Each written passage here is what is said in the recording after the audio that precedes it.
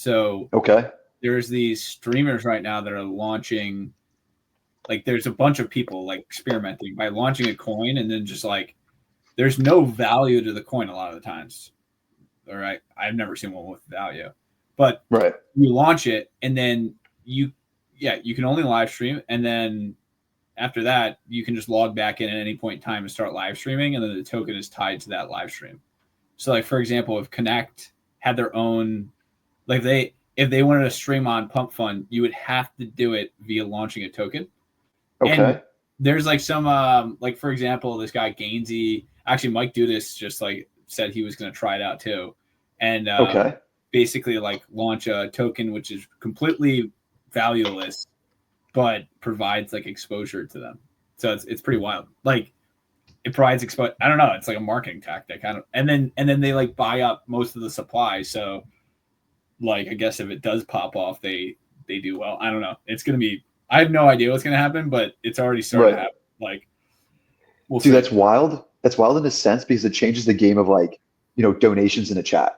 Yeah. Because like everyone always does like on Twitch where you just now stream on pump.fund, launch a token and your community supports that. You make some money off of it. Maybe it comes out as a some sort of like, I don't know, telegram over that video. But who knows? I mean, I'm down to try it out, see what works. At the end of the day, it's like it's experimenting till you succeed. I mean, what happened? Like you could do it so like you log in every day and you just have like a 30-minute chat, and then like people come online, see your token or whatever. I mean, it's like brand new. I don't even know how to think about it. I feel like there's whole businesses around this, and Pump Fund was like, screw it, let's just try it out, see how it is. So we'll see. I mean, yeah, I think it's an interesting way for a creator economy to like have a way to, I guess, monetize, but also too just like marketing. Like if you don't really care about the coin, you just kind of go on there and you have like an audience immediately, and then that audience, I guess if you grow the audience, the token gets more valuable. I don't know.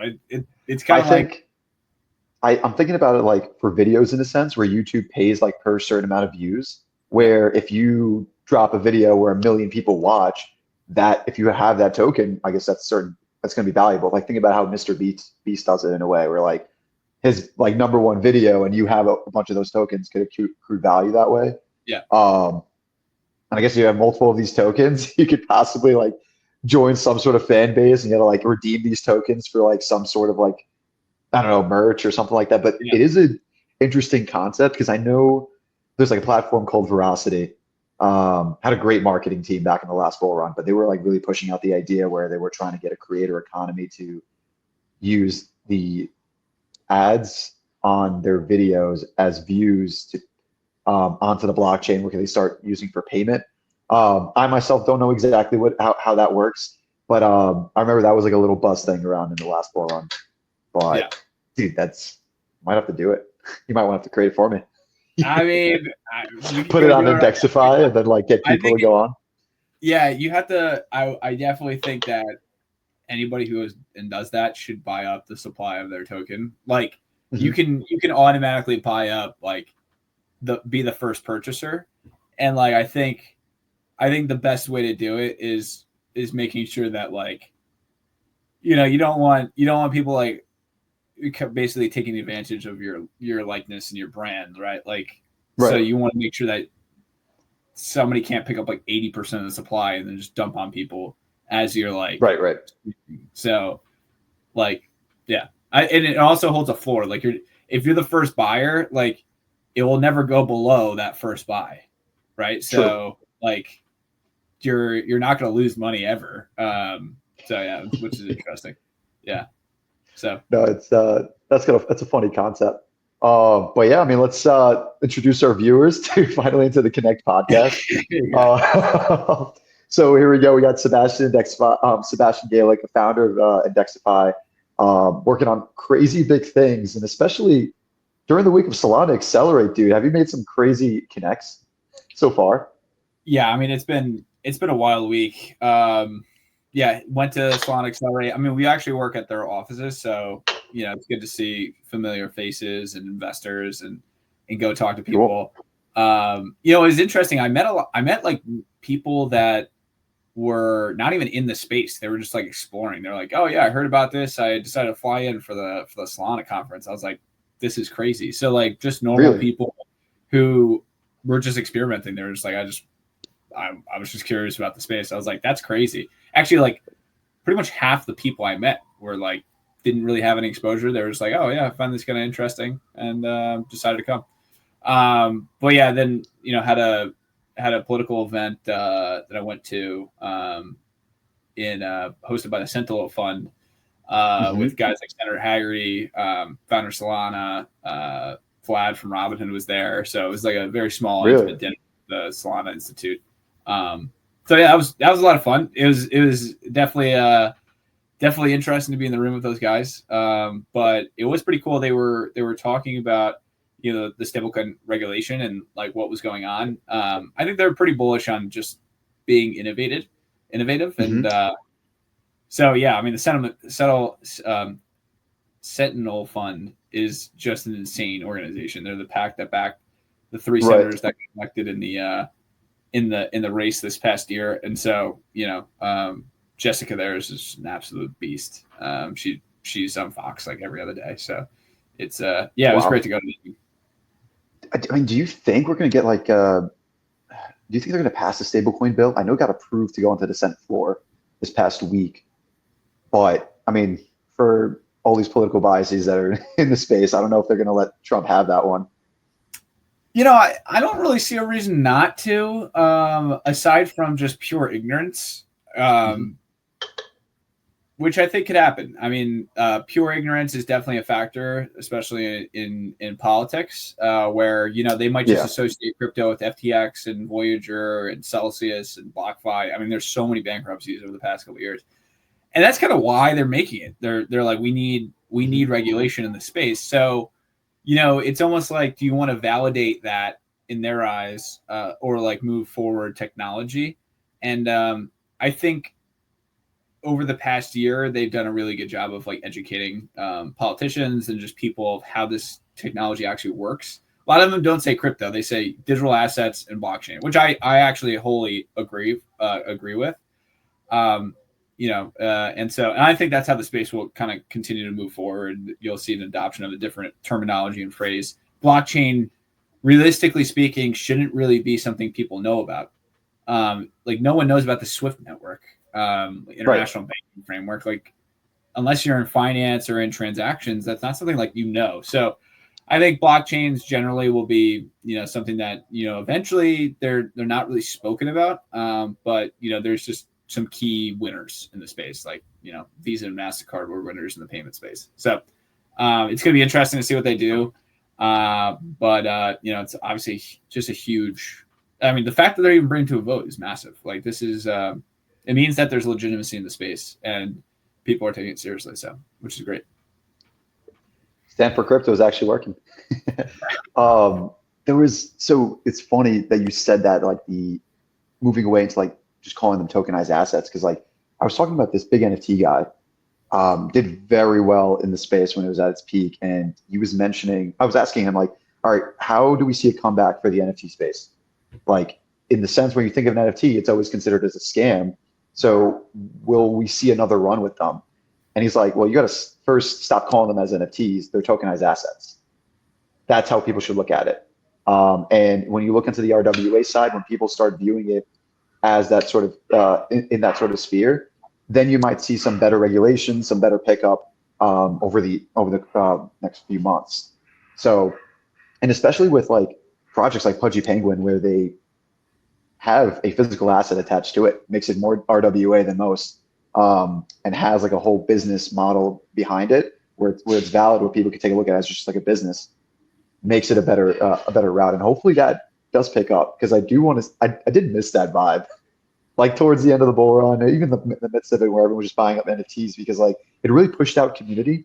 And I thought it was like the total opposite of what meme coins were. Like meme coins, NFTs had a similar tack to it, but I guess NFTs really evolved into a way where they could actually play a role in society a lot better in the RWA world, but more than NFTs. I mean, more than meme coins, I mean. So yeah, we'll see how that happens in a sense. Well, I mean, that you do have, I mean, NFTs in general. I think the biggest use case there is like collectibles and things that membership passes, things that have value assigned that don't necessarily have like a centralized marketplace or be able to do just peer-to-peer transfers of title paperwork. So I mean, there's actually really really well-known companies that have done well over the past 4 or 5 years, and they're not really known to crypto people that are, you know, essentially just putting collectibles on chain and making it almost like a gamification, and their back end is on blockchain.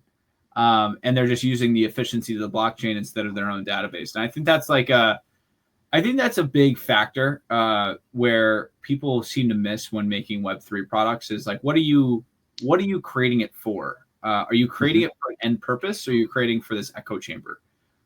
So, for example, NBA Top Shots. I mean, like, that's still operating. It's still, I'm sure, generating revenue. And it's a unique value proposition that's like kind of goes beyond like playing cards. And so I think for at least the NFT space, there's clear use cases for them. And for a non-fungible token. And for a fungible token, there's plenty of use cases for that as well. Now, one of them is meme coins, which is, you know, that's just a kind of novel use case of blockchain in general. But yeah, I think NFTs in general, I feel like I do hear a little bit more about them. I know punks have done pretty well, you know, since ETH has risen. So it will be interesting seeing how they operate. Yeah, I mean, there's still estates that hold a lot of these NFTs, and so, you know, I think there's at some point going to be some very large transactions that occur in the market for NFTs and things that are still at the tail end of these 2021 cycles. So Right. we should start seeing that over the next few months. Well, you brought up a good point. It's you got to put up a facade when you're using a blockchain in your startup. Because again, when you got these TradFi folks coming in, they really don't care about the tech for most of them. They don't want you to tell them about the tech. They just want to know about the revenue and traction. So if you're trying to, I guess, propel it into space, I mean, of course, have it on the back end to, I mean, you know, use that technology. But when you're mentioning it to them, it's like, oh, so you're not forcing a blockchain into the real world. You just are adding it to actual real world solution.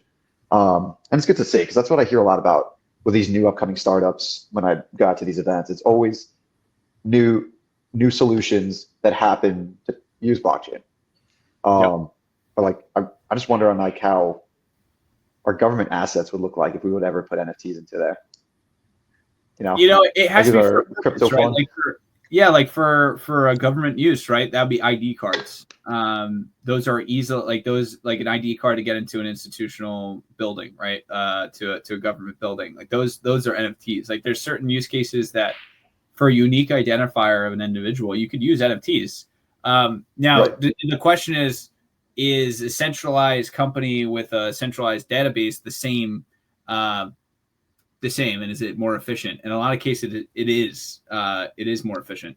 So you got to think to yourself, like, what are the kind of the things where, you know, creating an NFT actually benefits? And a lot of people in blockchain, a lot of people think that tokenizing assets is about a liquidity play, right? Like people have access for liquidity. Now, you know, KYCing composable identity is interesting for NFTs. But again, you have to have some type of revenue mechanism to actually have an economic model there, whether it be like DB or whatever. And you know, there are platforms that have these like quote unquote composable KYC, and you know, they're just not blockchain based. So getting those revenue models onto it. So there's plenty of use cases for NFTs. I think a lot of people kind of tend to go towards the art side of things. Which you know, it could do well. I know Magic Eden has been in the news, Tensor, and some of the other players as well. So I actually, interesting enough, at Indexify, we actually indexed two of the largest those two tokens to see how the NFT space performs, because Really? typically, yeah, these NFT exchanges actually do have tokens associated with them, and so we've indexed them to see how they perform over time, because it's going to be interesting to see, you know, that's really the indicator if NFTs are back. If these, NFT exchanges with their tokens are performing well, it should be an indicator of NFTs. OpenSea doesn't have a token attached to it, right? It's just purely ETH. No, it doesn't. No. I think the biggest one is Magic Eden. We'll see how that is. There are some smaller ones though too. So we'll see how they do. Wow, that's interesting. So a whole portfolio on Indexify, like a whole index fund of just all these different NFT marketplaces, just see how they perform. I guess Yep. that's another, big use case at why people should look at Indexify. Is just like when you want to know what markets are heating up, when you have a whole index fund of all these different industries. It's funny you say that because like when you think about like Coin Market Cap, they have all these categories, but no one really makes money on it. You just kind of go on there and look and what's the top coins in the space. But if you look at an index fund, you could probably invest into it and probably make more. So yeah, thematic investing, narrative focused investing, I think is a huge thing in the space. And you know what? Realistically speaking, you can tell yourself you're going to pick the winner, right. but a lot of times you don't. And maybe you do pick the winner, but maybe at one time you have three, and then you eventually get into one. And so I think as a person who invests, I think investing in the first three and then ideating to that one, right? Culling through all the noise and then figure it out. I think that makes sense. I think right now we're in this index phase, and eventually you can pull through the noise and figure out which one is actually doing the most and the best. But I think that's the best way to kind of get access to capital appreciation is diversification to start, and then moving into the winner. So on Indexify, are you able to index even assets like whiskey, wine, shoes, as long as they're like onto the NFT space where they're able to take a look at? Because I know people do. Like I was talking to someone from Chainlink, and he was bringing up the idea that they're tokenizing like products like those, clothes, fashion. So it's like, how have you guys tried doing something like that? Yeah, I think it really depends on if like there's market appetite for it. Our job at Indexify, and for the people that are listening, Indexify is a peer-to-peer marketplace for people to share their portfolios, and when other people buy into your own portfolio, you make money. But our job is to access the different liquidity markets. So if the market, if somebody says, hey, there's a market for this particular asset, then we go find the liquidity for it. And so, I think over time we'll see that. I think for right now, the most commercial use case is like liquid assets that are not necessarily on a peer-to-peer marketplace, like let's say an NFT, but actually like NFTs don't necessarily have market makers. They do. Some of the largest ones do have market makers, but they're time, and they have a lot of time and energy that go into that process of market making NFTs. Particularly the ones on OpenSea. Now, for like whiskey, I think there's platforms that have their own marketplace, and for them to provide the own liquidity of those assets for people to buy in, that's going to be interesting to see. That's what we're exploring, especially with like the tokenized whiskey space. There are a few players that do so, and so for them to market make somewhat, and us to provide diversified baskets of whiskey to invest in, I think that's going to be a really interesting use case. Wow. So how about update our viewers on like where Indexify is at the moment? What's the outlook for the next month or so? What are you guys working on?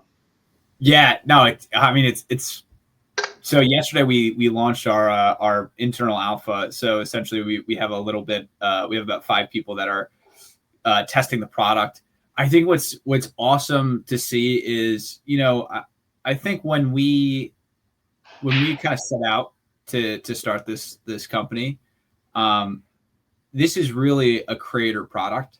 So it's fun to test by yourself, but in general, we made this product because we want to follow the winners, right? We want to follow the guys that are doing really well. And so, it's great to test by yourself, but that's not the purpose of the product. Like we're making this so that we all do better. So it's just to get people onto the platform, trying it out, breaking it, is incredibly, helpful, but also rewarding, I think.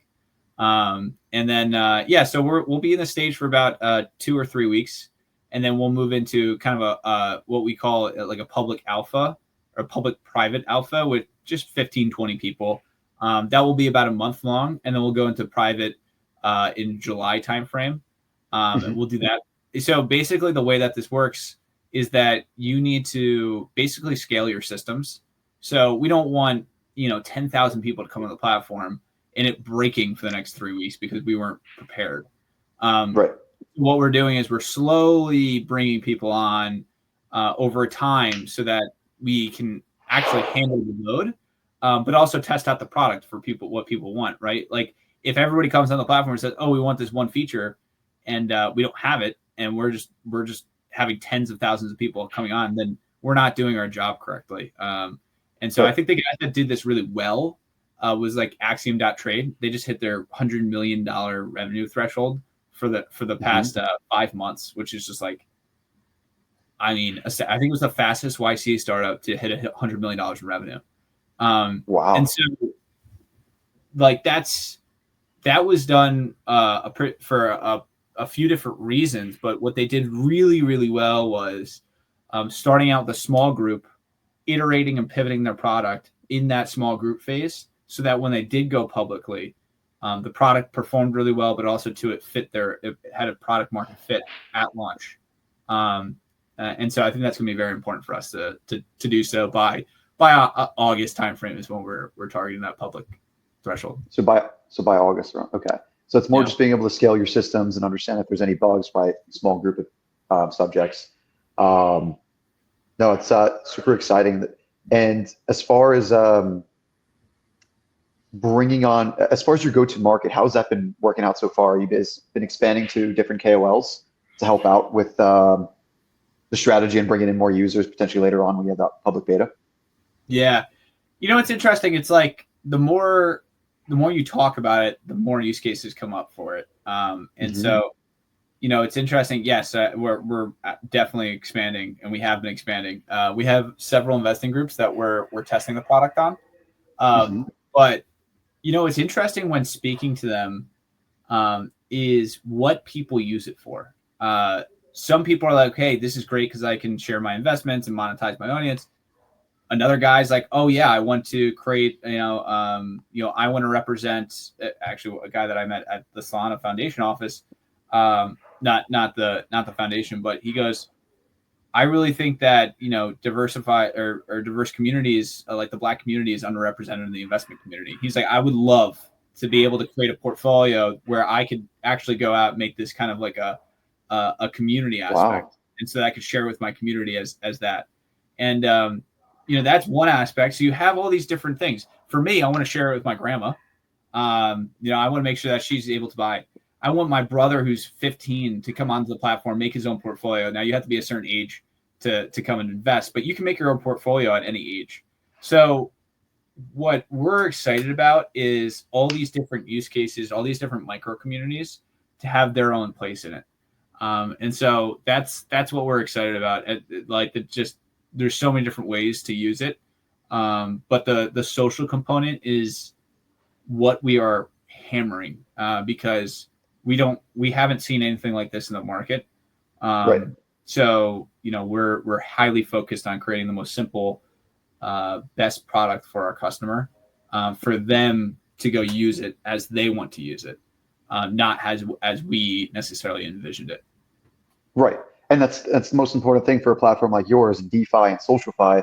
The UX UI is the most important thing to be able to bring on all these communities in together. So then I'm always curious about the SocialFi space on the feedback that investors give. So, because it definitely has a lot of potential, but it seems like it isn't picking up at the moment.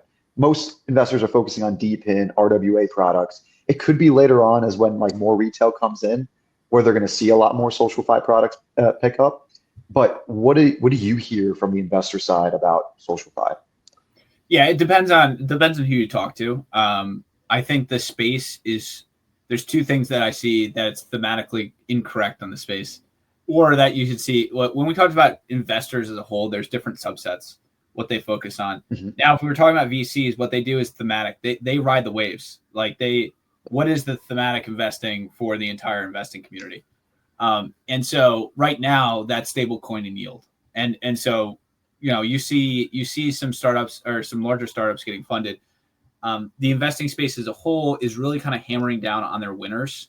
So this cycle, what I'm seeing on my end is that there's old ideas that, like, stable coins is not a new phenomenon. That's been in the space since ETH started, right? People were creating that. And so, it's interesting that 10 years down the line, almost 10 years down the line, is that picking up. But so, each one of the, like, VCs, for example, AI, another spot. Now, there are very specific people that are really interested in SocialFi, but also to the consumer finance end. So consumer is like the holy grail of VC. It's extremely hard to operate in because the go-to-market, creating the flywheel approach, just like Axiom.trade, hitting that, when you hit it, it goes insane. It goes from 0 to 1,000 in an instant. And that's why you see these valuations so high. And so, because in 1 week, it could go from 0 to 1,000. And so if you miss that boat, you miss it all.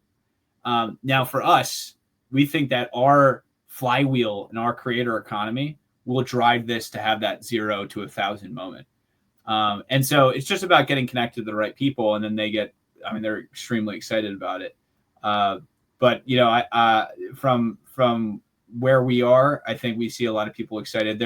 They're waiting for us to kind of see, how we do. I think it's gonna be great, and who knows when that hockey stick growth is going to hit, but it's like, it Right. will. So it's gonna be very exciting. It's true. It's just being at that lucky moment for whenever things pick up. Because in that sense, because like when you look at DeFi, one of the big factors in what's for stablecoins push is really BlackRock looking into it, and creating those portfolio of RWAs where now everyone from TradFi is like trying to follow what BlackRock does. And at the same time, when you look at USDT owning being like the 5th largest holder of our T-bills, it kind of raises some questions. All right, like what are stable coins? And then you look into, at least in the DePIN world, what you look for is these big tech companies looking to come in. For example, like when you have companies like Apple and Render and IKEA looking to invest into Render because of their GPU capabilities being a great DePIN AI project. Now you have everyone trying to come into the space because big tech's in. And I guess in SocialFi, I mean, it being consumer, you just got to follow where the biggest consumers are or the biggest consumer audiences. So that's really those big creators coming into the space, and big entertainment spaces, which would include places like sports, actors, influencers. Those are the best ways to bring in that sort of creator economy. But in the meantime, till that happens, because ever since FTX crashed, I feel like all influencers try to stay away from it. And then all like the Hawk2 meme coins, when they think of crypto, it's still somewhat of a scam to them. But again, it's a perpetuating cycle. It happens time and time again till something does stick and they understand the use cases. So I wonder, I want to know when that really does pick up and those big creators do come in. But in the meantime, like I said, picking up the traction. Yeah, I actually think that the performance of the assets is what is going to initially kind of bring people into it. Okay. I think for example, for you to share your portfolio with your inner circle, it's very hard to do so. I mean, like you're going to send 10 different links of 10 different assets, and then each person is going to go into each one. Instead, you have a kind of a holistic solution that you can go and share and monetize your immediate audience. I think over time, you'll see that people pick up this tool and share it with other people. And that specific mechanism of people sharing typically doesn't happen. So that's what we're trying to tap into, is sharing from one tool, from one person to another person. And when we hit that mechanism, whether that in the future, certainly, like we want people to invest with Hulk Hogan. I think that's going to be a really interesting one. Like we want to invest people to invest with Kim Kardashian, right?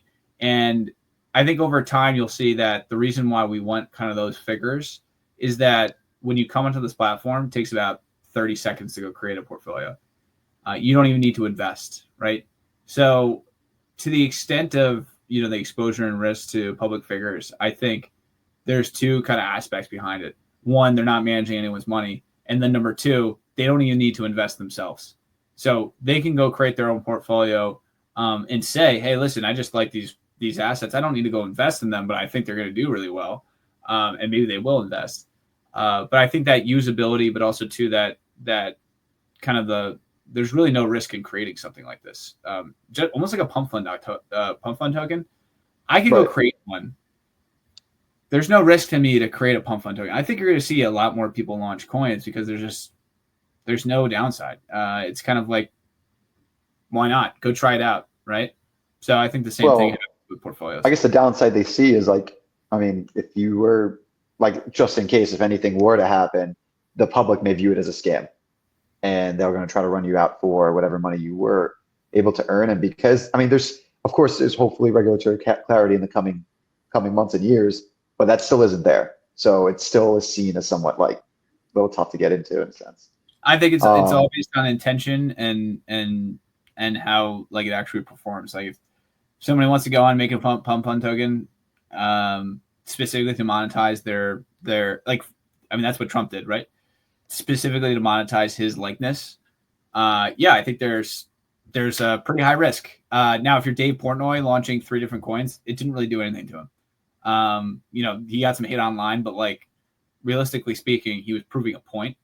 And so I think that's the easiest way to look at this is like, if you're transparent in the space, people reward you with either, following or whatever it is. And there's really not that whole lot of downside.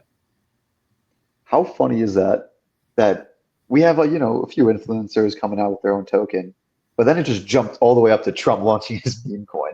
Like Trump being that sort of influencer, being on the top, just to give that sort of outlook into being able to launch another standard token. It's just funny to me.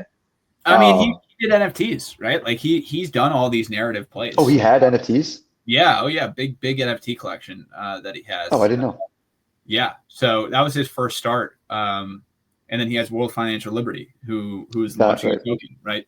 And they have a whole portfolio. They actually launched a stable coin. And so, I think that's, point A is go look at the president of the United States. Like, if he can do it, you can do it. It's right. Not really anything there. Just mirror exactly what he did. So, yeah. That's awesome. Well, Sebastian, it was a pleasure to have you on. It was a super great conversation about just talking about the overall landscape, about what you guys are doing in Indexify, these stable coins, hopefully SocialFi becoming a new narrative in the space. And I honestly believe, I think once retail starts picking up, you may see some good green lights for SocialFi. And hopefully people will come on Indexify. That'd be a good opportunity for them to check it out. So thanks for coming on. Really appreciate it. Any final words?